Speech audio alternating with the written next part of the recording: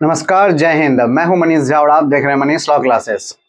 आज हम बात करेंगे बैंकिंग ऑम्बुड्समैन स्कीम के बारे में, जिसे बैंकिंग लोकपाल कहा जाता है।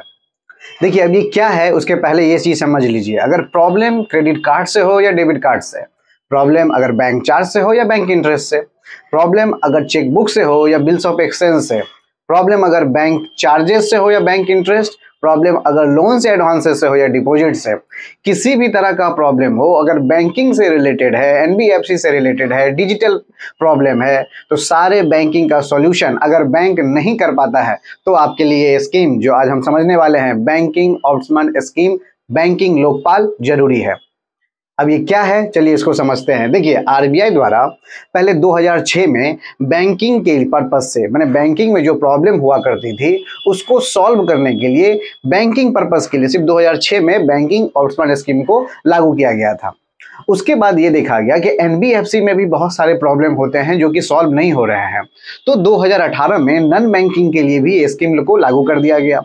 साथ ही साथ जब से ये डिजिटल ट्रांजैक्शन भरा है तो डिजिटल ट्रांजैक्शन में भी प्रॉब्लम आने लगा है, तो साथ ही साथ 2019 में डिजिटल ट्रांजैक्शन को भी बैंकिंग ऑम्बुड्समैन के अंदर रख दिया गया कि आप इसके द्वारा अपने प्रॉब्लम को सॉल्व कर सकते हैं। जब ये तीनों स्कीम को लाया गया ही तब देखा गया कि एक ही बार इसको क्यों ना फुल यूटिलाइज कर दिया जाए, तो अंडर सेक्शन 35A जो कि बैंकिंग रेगुलेशन एक्ट 1949 के द्वारा इस स्कीम को लाया गया है। ये कोई एक्ट नहीं है, ये एक स्कीम है जो कि बैंकिंग रेगुलेशन एक्ट जो है 1949 उसका सेक्शन 35A के अंदर इसको रखा गया है, इस स्कीम को रखा गया है। समझ गए? बैंकिंग रेगुलेशन एक्ट 1949 जो एक कानून है उसके अंदर जो सेक्शन है 35A, उसके अंदर इस स्कीम को रखा गया है कि प्रॉब्लम अगर बैंकिंग से रिलेटेड हो या नॉन बैंकिंग से रिलेटेड हो या डिजिटल ट्रांजैक्शन से रिलेटेड हो, तो 2021 12 नवंबर से इस स्कीम को लागू कर दिया फुल यूटिलाइज के लिए कि ऑल बैंक और ऑल एनबीएफसी के लिए कि आप बैंकिंग ऑम्बुड्समैन स्कीम का यूज कर सकते हैं, लाभ ले सकते हैं। अब ये क्या है पहले इसको समझिए। देखिए, बैंकिंग से अगर प्रॉब्लम है, अगर आपको किसी भी तरह का बैंकिंग सर्विस से अगर प्रॉब्लम है, तो आपका सबसे पहला कर्तव्य क्या है? आप तो सबसे पहले काम करेंगे, बैंक में जाएंगे और अपने ब्रांच मैनेजर से कंप्लेन करेंगे कि उस प्रॉब्लम को एज सुन एज पॉसिबल उसको सॉल्व कर दिया जाए। अगर ब्रांच मैनेजर उस प्रॉब्लम को सॉल्व नहीं कर पाता है, किसी भी रीजन हो, एनी रीजन हो, विद इन 30 डे, अगर 30 दिन के अंदर आपका प्रॉब्लम का अगर सॉल्व नहीं हो पाता है बैंक के द्वारा, तो आपके पास ये हक है, ये कानून है कि आप बैंकिंग ऑम्बुड्समैन स्कीम का यूज करके डायरेक्ट 30 दिन बाद आप बीओ का यूज कर सकते हैं, मतलब बैंकिंग ऑम्बुड्समैन स्कीम का यूज कर सकते हैं, लाभ ले सकते हैं, और ये फ्री ऑफ कॉस्ट है। तो आपके मन में आएगा ये तो अच्छी चीज है, लेकिन ये होती कैसे है? तो सबसे पहले इसे जानिए। ये होती है आपके ब्रांच के जुरिडिक्शन के बेसिस पे। आपका बैंकिंग का ब्रांच कौन सा है उसके जुरिडिक्शन के बेसिस पे, और लिंक मैंने यहाँ पे लिख दिया हूँ, आप फिर भी आप आरबीआई के साइट से आपको मिल जाएगा। तो आप अपने ब्रांच के जुरिडिक्शन के अकॉर्डिंग आप अपने उस लिंक पे जाएं और उसे एक ऑनलाइन एप्लीकेशन फिलअप करें, या ऑफलाइन भी आपको मिल जाएगा। तो ऑनलाइन या ऑफलाइन एप्लीकेशन आप फिलअप करके अपने प्रॉब्लम के बारे में डिस्क्राइब करें, और वो प्रॉब्लम कितने दिन तक था, क्या आपने उस प्रॉब्लम के बारे में किया, कहाँ तक उस चीज को लेके आप पहुंचे, सारे वहां पे डिटेल डाल दें, जो कि फ्री ऑफ कॉस्ट है, आपका एक भी रुपया नहीं लगेगा। इसके बाद ये जो बीओ है, जो कि बैंकिंग ऑम्बुड्समैन है, जो कि आरबीआई के द्वारा कंडक्ट की जाती है, अपॉइंट की जाती है, और इसमें आरबीआई के जीएम सीजीएम अपॉइंट किए जाते हैं। मतलब आपके प्रॉब्लम को कौन देखेंगे? आरबीआई के GM, general manager, chief general manager, जो कि आरबीआई अपॉइंट करते हैं, वो देखेंगे, वो लुकआउट करेंगे। अब कहता है कि जो भी उसमें एक्सपेंसेस होंगे वो आपका टेंशन नहीं है, वो बीओ का टेंशन है, वो आरबीआई का टेंशन है। आरबीआई सारे एक्सपेंसेस को बियर करेंगे, ठीक है? क्योंकि ये अपॉइंट कौन कर रहा है? आरबीआई। क्यों किया जाता है? ताकि बैंकिंग रिलेटेड जो भी प्रॉब्लम है उसका सॉल्यूशन जो हो एज सुन एज पॉसिबल हो, क्योंकि मनी मैटर करता है, हमारे हो या आपके हो, मनी मैटर करता है। इसलिए मनी का जो प्रॉब्लम है वो जितनी जल्द हो सके वो सॉल्व होना चाहिए।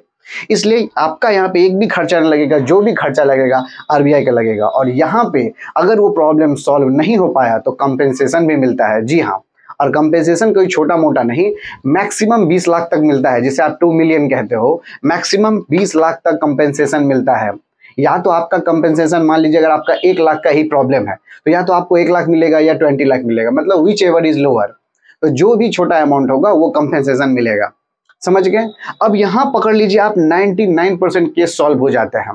क्योंकि बैंकिंग प्रॉब्लम है, जितनी जल्दी सॉल्व करना है लोगों को, पैसा मैटर करता है, मनी मैटर।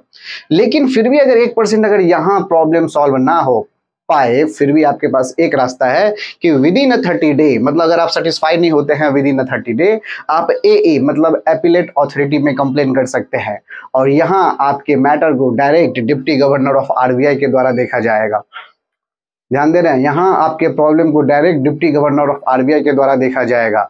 या तो प्रॉब्लम आप सेटिस्फाई नहीं हो, या तो हो सकता है आपकी प्रॉब्लम सॉल्व होने से बैंक सेटिस्फाई नहीं है, तो दोनों में से कोई भी एपिलेट अथॉरिटी में कंप्लेन कर सकता है, जहां उनके मैटर को कौन देखेगा, डिप्टी गवर्नर ऑफ RBI, और वहां वो दोनों पार्टी के बातों को सुनेंगे और उसके बाद वो रिजल्ट लेंगे और इसके बाद केस आगे बढ़ जाता है कोर्ट ऑफ लॉ या कंज्यूमर फोरम की तरफ, अगर फिर भी सॉल्व नहीं हुआ तो। लेकिन ये हमारे और आपके लिए जानना बहुत जरूरी है कि बैंकिंग से जब भी कोई रिलेटेड होता है तो हम और आप नेग्लिजेंसी करते हैं, उसे छोड़ देते हैं कि ये सॉल्व होने वाला नहीं है, अब RBI जाना पड़ेगा। तो भैया ऐसा नहीं है, डायरेक्ट RBI नहीं जाना पड़ेगा, आप पहले बैंक में कंप्लेन कीजिए। अगर वहां विद इन 30 डे अगर सॉल्व नहीं हो पाया तो आप उन्हें खुद बोलिए कि मुझे फॉर्म दीजिए बैंकिंग ऑम्बुड्समैन का, या वो नहीं दे पा रहे तो आप RBI के साइड से उन्हें बोलिए कि हम बैंकिंग ऑम्बुड्समैन स्कीम के थ्रू कंप्लेन करेंगे और वहां आपके प्रॉब्लम का solve as soon as possible होगा। तो आई होप बैंकिंग प्रॉब्लम से रिलेटेड ये जो इन्फॉर्मेशन मैंने दी है ये मेरे और आपके लिए, सबके लिए बहुत जरूरी है। आई होप ये आपके कुछ डेली बेसिस यूज में काम आने वाली हो। ऐसे ही कुछ इंपॉर्टेंट इन्फॉर्मेशन लेकर फिर हम आएंगे कुछ और लॉ क्लासेस में। टिल देन इसे समझते रहिए और पढ़ते रहिए और जुड़े रहिए हमारे साथ। जय हिंद, थैंक्स फॉर वॉचिंग।